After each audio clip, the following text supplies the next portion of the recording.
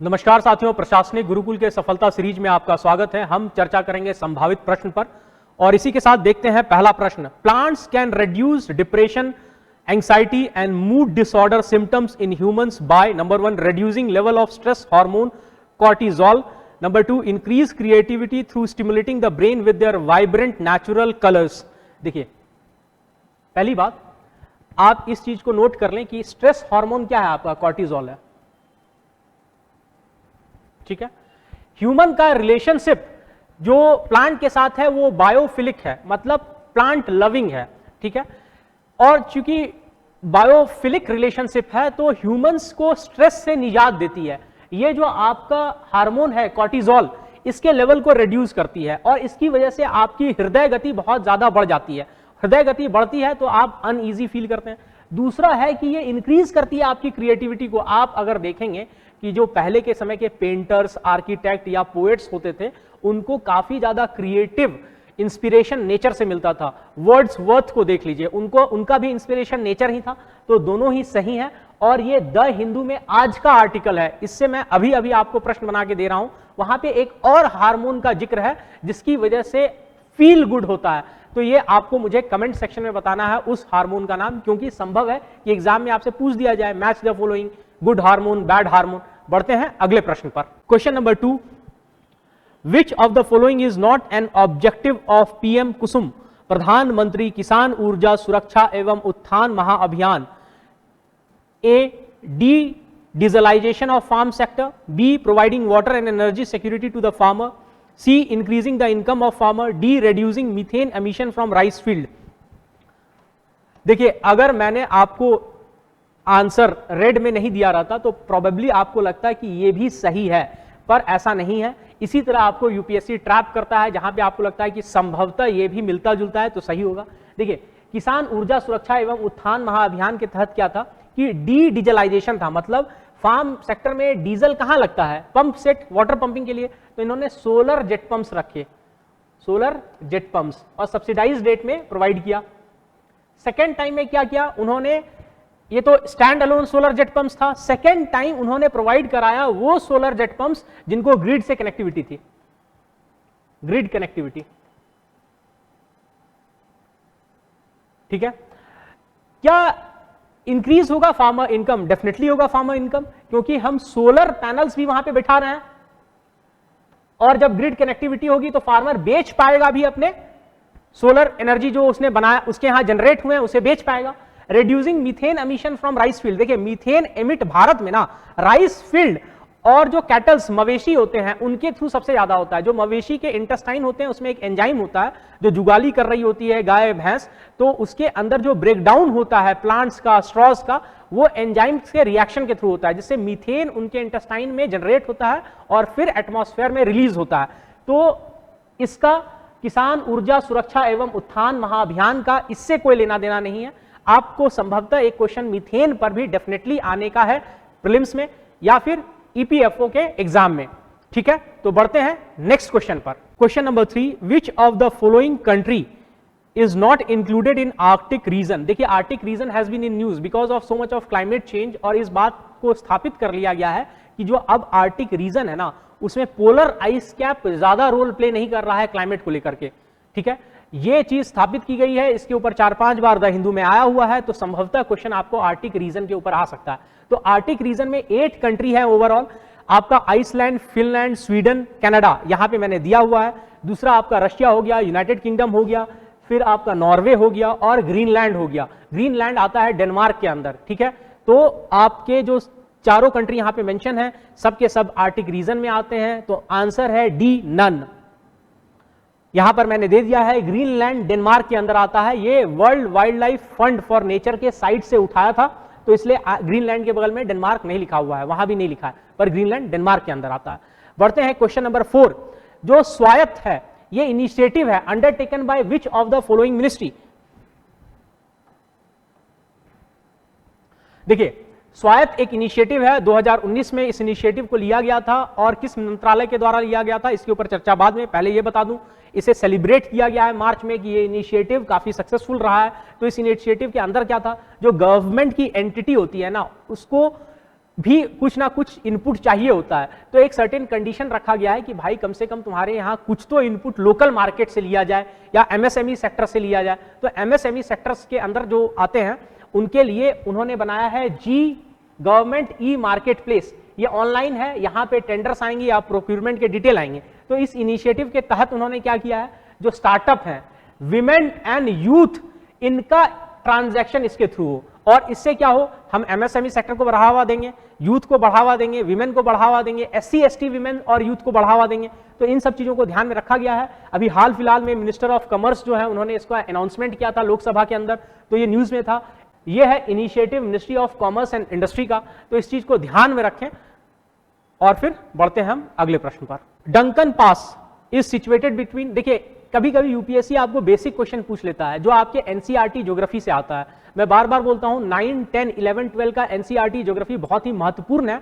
कम से कम 10 से 15 question directly या इनडायरेक्टली उससे सॉल्व हो जाएंगे। तो 15 क्वेश्चन सॉल्व हो रहा है मतलब बहुत फायदा हो रहा है ना आपको। तो वैसे क्वेश्चन मैं डाल दिया हूं। तो डंकन पैसेज किसको सेपरेट करता है, साउथ अंडमान और लिटिल अंडमान को करता है।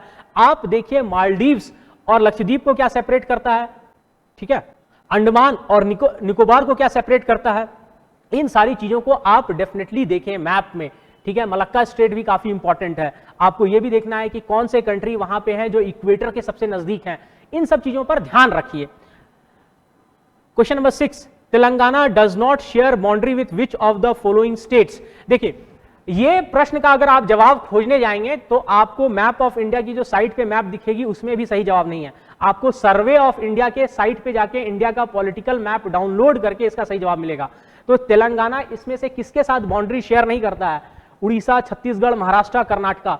सही जवाब है उड़ीसा, ठीक है। तो क्या छत्तीसगढ़ आंध्र प्रदेश से बाउंड्री शेयर करता है? हाँ करता है। आपको डाउट होगा, इसीलिए मैंने सर्वे ऑफ इंडिया का मैप उठा के यहां पे रखा है। इसके ऊपर आपको दिख भी रहा होगा वाटरमार्क सर्वे ऑफ इंडिया का, ठीक है। आप अब इसे देखिए, ये तेलंगाना है, ये महाराष्ट्र है, ये छत्तीसगढ़ है, और छत्तीसगढ़ तेलंगाना और उड़ीसा के बीच में आ जाता है, और छत्तीसगढ़ यहां पर बाउंड्री शेयर करता है आंध्र प्रदेश के पास। देखिए वो जो इलाका है ना जहां पे छत्तीसगढ़, उड़ीसा और आंध्र प्रदेश बाउंड्री शेयर करते हैं, वो लेफ्ट विंग प्रभावित एरिया था। वहां पे रायगढ़, मलकानगिरी, ये सब वाला बेल्ट हुआ करता था, ठीक है। अब शायद एक्सट्रीमिज्म थोड़ा बहुत हद तक कम हो गया है। तो ये एक संभावित प्रश्न हो सकता है। दूसरा, आप तेलंगाना देखिए किस किस के साथ बाउंड्री शेयर करता है, छत्तीसगढ़ देखिए किस किस के साथ बाउंड्री शेयर करता है। आपको पता है महाराष्ट्र के साथ है, उड़ीसा के साथ है, पर आंध्र प्रदेश पे ध्यान नहीं गया होगा। तो ये देख लीजिए, पॉज कीजिए, या फिर आप स्वयं जाइए सर्वे ऑफ इंडिया के साइट पे। वहां पे 3 रूप में आप डाउनलोड कर सकते हैं political map of India, Sanskrit में, हिंदी में और अंग्रेजी में, ठीक है।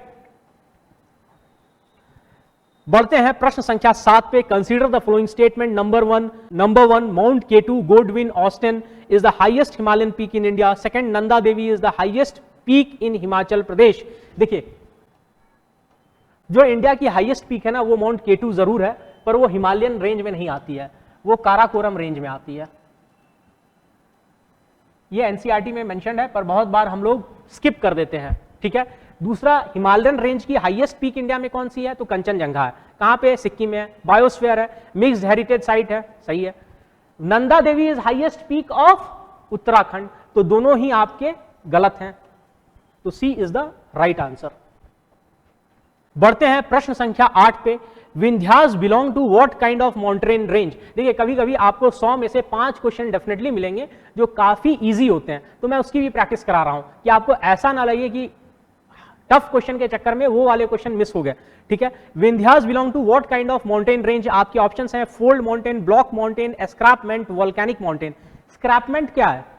वेस्टर्न घाट है, ठीक है, टूट के बना है वेस्टर्न फ्लैंक के, तो एक तरफ पूरा डिप्रेशन है और दूसरी तरफ 70 डिग्री टू 90 डिग्री का एलिवेशन है, स्क्रैपमेंट है। ब्लॉक माउंटेन है। फोल्ड माउंटेन आपका क्या है? आपका हिमालयाज है, तो विंध्यंस आर ब्लॉक माउंटेन्स, ठीक है। तो यही सही जवाब है। ये स्क्रैपमेंट क्या है? वेस्टर्न घाट है। आप मुझे बताएं कि इंडिया में वोल्केनो कहां पे है, ठीक है, एक्टिव है या डोरमेंट है, किस स्टेट में है, ये आप मुझे कमेंट सेक्शन में बताएं, मुझे भी पता चले कि आप लोग कितना पढ़ रहे हैं, ठीक है। Question number 9, consider the following with respect to western Ghat. Number 1, it stretches from Vindhyan range till Kanyakumari. Number 2, it is one of the highly biodiverse hotspot in the world. देखिए आपसे इनकरेक्ट पूछा गया है, तो highly biodiverse hotspot in the world, सही जवाब है। ठीक है, स्ट्रेच करता है कहां से, ये स्ट्रेच करता है आपका साउथ ऑफ रिवर तापी के माउथ से स्ट्रेच करता है कन्याकुमारी तक, ये सत्य बात है। तो यहाँ पे विंध्यन रेंज लिखा है, एक्चुअली क्या होना चाहिए, सतपुरा रेंज होना चाहिए, क्योंकि सतपुरा के दक्षिण से ही तो तापी निकल रही है। ठीक है, तो सही जवाब है, ये गलत है, सेकंड वाला सही है, तो only 1 is incorrect. Question number 10, ये काफी इंपॉर्टेंट क्वेश्चन है और काफी इंटरेस्टिंग भी है। आपको इनमें से बताना है कि which of them is wrongly matched, और हर 2-3 साल में यहां से एक प्रश्न आता ही आता है, बागर, कयाल, बाकंस, ढांस। ठीक है, तो सिंपल सा बात है कि जो आपका बागर है वो क्या है, वो ड्राई लैंड है, तो भिवानी बागर। ठीक है, इसलिए हरियाणा के जो लैंग्वेज है ना उसे बागरी भी बोला जाता है। उसी तरह राजस्थान में अगर आप जयपुर से ऊपर देखेंगे राजस्थान हरियाणा के पास, तो वहां पर भी बागर बेल्ट है, तो वहां दोनों के लैंग्वेज को बागरी कहा जाता है। ठीक है, तो बागर हरियाणा में होता है, भिवानी बागर, आप एटलस खोलिए इंडिया फिजिकल आपको दिख जाएगा। कयाल्स क्या होते हैं, कयाल्स एक तरह के आपके लगून होते हैं, बैक वाटर्स होते हैं, जो नेचुरल वहां पे कुछ नेचुरली उसको बंद कर देता है उस रास्ते को, ताकि वो समंदर से ना मिल सके, तो ये बैक वाटर होता है समंदर का। और ये फाउंड किया जाता है आपका कहाँ पे, ये केरल में फाउंड किया जाता है। और प्लस पॉइंट क्या है ना कि इसमें बहुत सारे रिवर्स जाके मिल जाते हैं, तो उसकी वजह से क्या होता है कि इसकी सैलिनिटी रिलेटिवली कम होती है, तो खेती भी हो जाती है, फिशिंग कल्टीवेशन भी अच्छी खासी होती है, क्रैब्स की भी कल्टीवेशन होती है, और टूरिज्म भी बहुत ज्यादा होता है। अगर आप केरला का टूरिज्म साइट्स जाकर के देखेंगे तो ऑफिशियल लोगो जो है वो गॉड्स ओन कंट्री का है। तो एक बोट, हाउस बोट है, उसे कहते हैं केतु वल्लम, और जो हाउस बोट है वो कयाल्स में चलता है। ठीक है, तो वो जो नीचे में आप वाटर बॉडी देख रहे हैं वो एक्चुअली कयाल है। आप एनसीईआरटी इंडिया फिजिकल क्लास 11 देखेंगे तो शायद पहले चैप्टर में ही ये मेंशन्ड है। बारकंस, ठीक है, जो आपके सैंड ड्यून्स होते हैं ना उसको बारकंस कहा जाता है, ये शिफ्ट करते रहते हैं, तो ये आपका राजस्थान में है। ढांस कहां पे है, तो ढांस आपका होता है राजस्थान के साउथ में या फिर गुजरात के नॉर्थ में।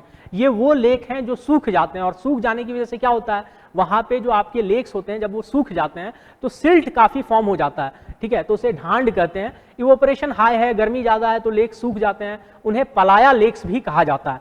ठीक है,